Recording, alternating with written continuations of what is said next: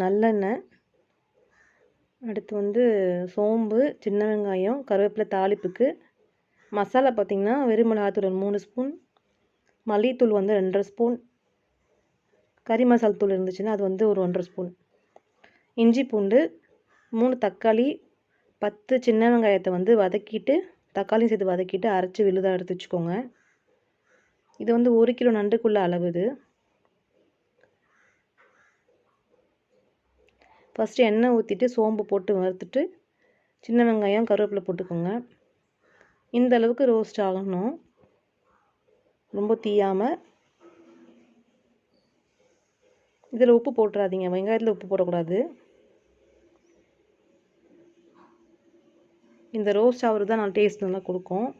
உப்பு போட்டிங்கன்னா வெந்துடும், அது வந்து நல்லா இருக்காது, நீர் கோத்துக்கும் அப்படியே. இப்போ வந்து